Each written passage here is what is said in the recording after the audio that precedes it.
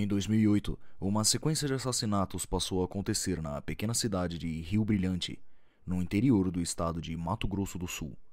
Com um pouco mais de 44 mil habitantes, a cidade estava a conhecer pela primeira vez a terrível mente de um assassino em série.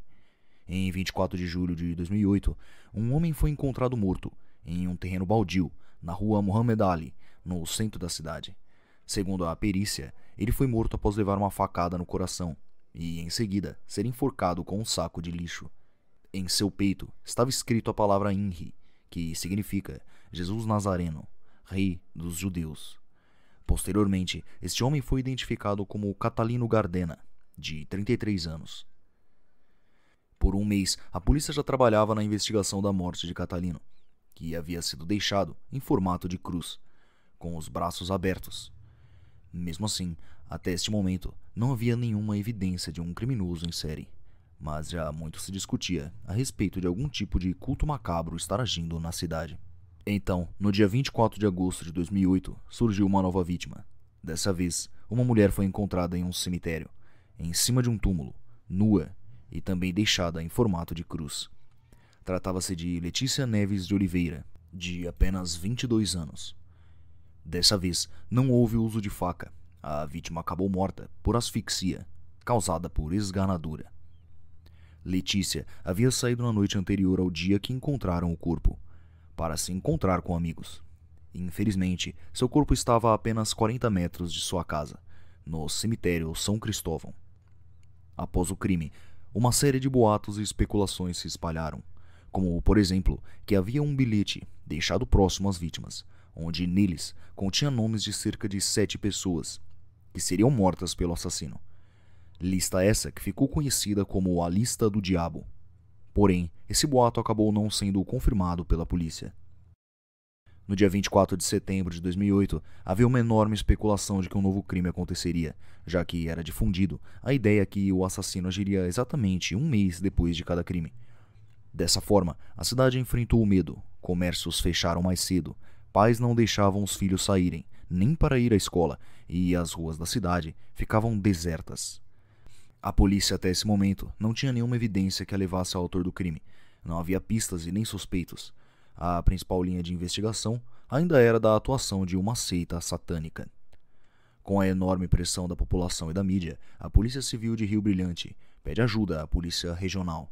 O delegado Nazi El-Kadri junta forças com policiais do SIG, Serviço de Investigação Geral, que estavam no município vizinho, Dourados.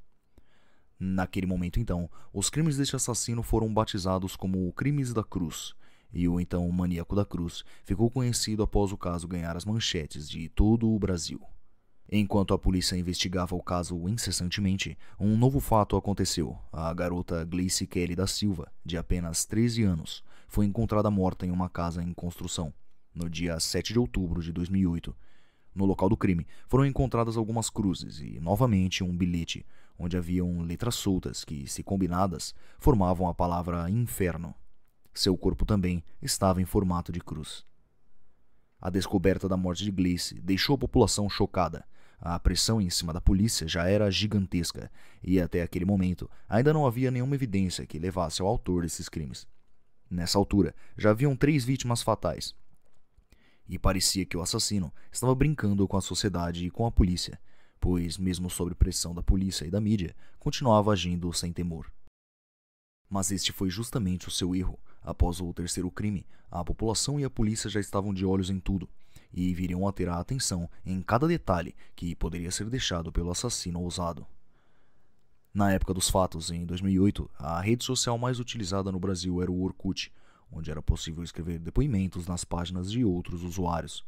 A morte da garota Gleice Kelly levou muita gente comovida a prestarem seus depoimentos em sua página no Orkut. Neste momento, a polícia fazia de tudo para manter seus olhos atentos a cada detalhe e tudo que envolvesse as vítimas, para encontrar uma possível conexão ou pista deixada pelo criminoso. Então, um comentário se destacou, isso porque não havia empatia no seu depoimento, deixado na página de Gleice, como todos os outros, e também o nome do usuário levantou mais suspeita ainda. Com o nick DogHell666, este usuário deixou o seguinte comentário: "Mortos não recebem scripts, seus doentes." se referindo a todas as pessoas que deixavam uma mensagem de carinho à jovem Gleice. Então, a polícia teve acesso ao perfil e verificou que se tratava de um jovem gótico que possuía diversas fotos no cemitério de Rio Brilhante e também fazia fotos com temáticas envolvendo morte e satanismo. No Orkut, também era possível que o usuário entrasse em comunidades criadas por eles mesmos para interagirem com postagens e depoimentos. Só que as comunidades deste usuário chocou a todos e também gerou forte suspeita na polícia. Entre elas, eu odeio o sol, eu adoro cadáveres, necrofilia, eu lambo meu sangue, eu não tenho medo de Deus e cemitério minha segunda casa. Essas pistas mudou o rumo do caso, porém ainda não eram provas o suficiente. Sendo assim, a polícia precisou agir de uma forma mais intensa para obter alguma prova mais concreta. Então, pediram a quebra do sigilo telefônico de Gleice e descobriu que um número de celular desconhecido a ligava constantemente, mesmo após a sua morte. Com essas informações, a polícia verificou o número e conseguiram chegar ao dono da linha, um menor de idade de 16 anos, morador da cidade de Rio Brilhante. Como a polícia suspeitava, ele era o mesmo indivíduo presente nas fotos da página do usuário DogHell666. Seu nome era Jonathan Celestrino. Jonathan Celestrino nasceu em Rio Brilhante em 1992. Não foi possível encontrar informações mais precisas sobre sua data de nascimento e nem sobre sua família. Numa pesquisa aprofundada na internet, existem usuários que dizem conhecer a família deste indivíduo e que eram boas pessoas. Possivelmente, essas informações não foram levadas ao público para preservar a imagem da família, já que não possuem culpa pelos fatos ocorridos. Na adolescência, esse jovem passou a ser fissurado na temática gótica e na ideia da morte. Frequentava cemitérios e adorava o satanismo. Em outubro de 2008, a polícia foi à casa de Jonathan e encontrou diversas provas que o ligavam diretamente aos crimes, como, por exemplo, faca suja de sangue, usado para marcar o peito da primeira vítima, a blusa e o celular de Gleice Kelly, pulseiras de Letícia Oliveira, recortes de jornais com reportagens sobre o caso e até mesmo um pôster de Francisco de Assis Pereira, o maníaco do parque. Na casa dele também foi encontrado um papel onde estavam escrito o nome das vítimas que ele já havia matado e uma em específico que havia sido salva após passar no teste do maníaco.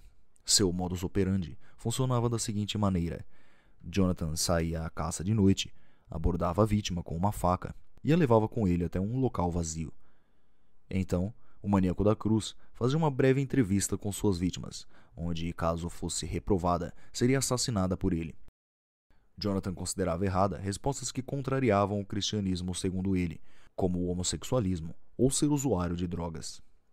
Se a pessoa reprovasse em seu teste, acabava sendo morta por ele, onde era colocada na posição de cruz, para, segundo ele, encontrar seu Deus ao ser salva. Ao que se especula, a primeira vítima, Catalino, era homossexual e alcoólatra, já a segunda, Letícia, era homossexual, a última vítima, Gleice, seria usuária de drogas. Não foram divulgadas nenhuma prova sobre a veracidade dessas informações sobre as vítimas. Uma pessoa foi aprovada no teste do maníaco da cruz e conseguiu sair com vida. A moça chamada Carla comentou sobre como foi o momento de terror vivido com Jonathan. Ele teria perguntado primeiro se a jovem acreditava em Deus. Ela disse que sim, numa tentativa amigável de manter diálogo. Devolveu a mesma pergunta ao agressor, que disse que não. Ele também a perguntou se ela era virgem, e ela prontamente respondeu que sim. Então, por várias vezes, o maníaco perguntou se ela tinha namorado, e em todas, ela negou. Então, Carla perguntou o mesmo a ele, que respondeu com a pergunta: "Você acha que alguém namoraria comigo?" E então, Carla respondeu que sim. Sua atitude de demonstrar interesse e simpatia com Jonathan parece que funcionou e fez com que a garota saísse com vida. Após as buscas em sua casa, Jonathan, o maníaco da cruz, foi preso em flagrante, porém era menor de idade e tinha apenas 16 anos na época dos fatos. Então, acabou sendo encaminhado a uma unidade educacional de internação, uma UNEI, onde deveria cumprir 3 anos, de 2008 a 2011, ou no máximo até que completasse 21 anos, o que aconteceu em 2013. Em 2013, enquanto aguardava a decisão sobre se seria solto por já ter completado 21 anos, ele conseguiu fugir para o Paraguai. Foi preso cerca de um mês depois, quando uma pessoa o reconheceu no hotel onde ele morava. Jonathan Celestrino passou por diversos testes psicológicos, até um teste detalhado para tratar perfil psicológico de assassinos, este ordenado pelo Ministério Público. Mas, de qualquer forma, foi considerado um indivíduo normal, que possui a noção da realidade. Por conta disso, Jonathan é considerado um criminoso de extrema periculosidade, e não existe nenhum indício que comprove que ele não cometeria novamente os crimes que cometeu, enquanto era menor de idade. Jonathan está internado em ala psiquiátrica do IPCG, Instituto Penal de Campo Grande, desde 2013, e a decisão de janeiro deste ano, que manteve a internação, é decorrente do laudo médico de 2016, que indicou sua impossibilidade de convívio social. Em 9 de maio de 2023, Jonathan, agora aos 31 anos, fez o pedido de substituição da pena privativa de liberdade por restritiva de direito, o que foi negado diante da decisão de internação compulsória anterior. O mesmo magistrado entendeu que era necessário suspender a medida, que previa a pena alternativa, até o cumprimento integral da medida de segurança, que seria a internação compulsória, que vence em janeiro de 2024. Após isso, o maníaco da cruz deverá passar por uma nova decisão da justiça, que decidirá seu futuro e o que acontecerá com ele nos próximos anos de sua vida. Algumas fontes jornalísticas relatam que Jonathan tem feito curso religioso para se tornar obreiro, e que também tem vontade de ir para a faculdade. Mas mesmo assim, protagonizou um episódio de surto, onde partiu para cima e ameaçou agentes penitenciários. Jonathan Celestrino, o maníaco da cruz, matou 3 pessoas covardemente e pretendia fazer mais vítimas fatais. E até agora, tudo o que se sabe é que se manterá internado até janeiro de 2024 para passar por uma nova decisão, onde pode até mesmo chegar a ter pena alterada para algum regime especial. Nada disso ainda foi confirmado ou propagado pelas autoridades. Se gostou desse vídeo, peço que se inscreva no canal e deixe seu like para me ajudar a continuar produzindo. Agradeço por sua atenção e companhia e nos vemos no próximo vídeo aqui no Panic TV. Muito obrigado.